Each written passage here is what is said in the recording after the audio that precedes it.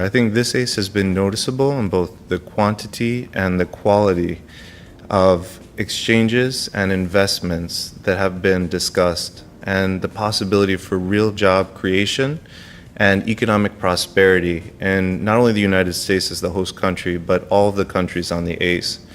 On exchanges, we've discussed smart cities and how city planners and administrators can try and figure out to decrease waste and to increase productivity, as well as seeing how the next generation of startups can function through incubation sites.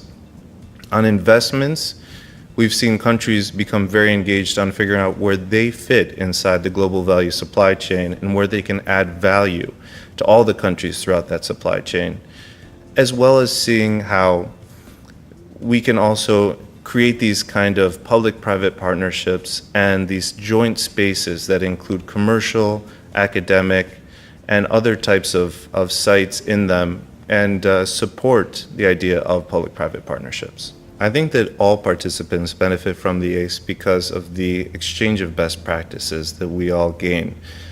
We understand that every country has their own way of doing things, and we can all benefit from learning from those different ways of doing things.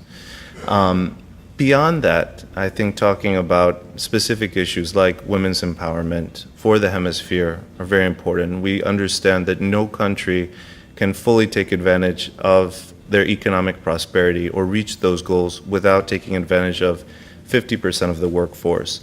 The discussions we've had on gender and competitiveness, talking about STEM education for women, is very important, as are the discussions that we've had talking about entrepreneurship and creative economies and how we can fully take advantage of all parts of the economy from the public and private sector, but also how we engage together those different sectors. Since the beginning of the ACE, we have looked to try and increase the inclusivity of this initiative.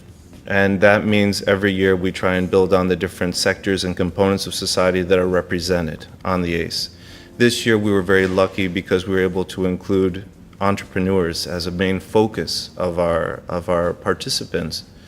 We've now included the public sector, the private sector, small business development centers, and entrepreneurs.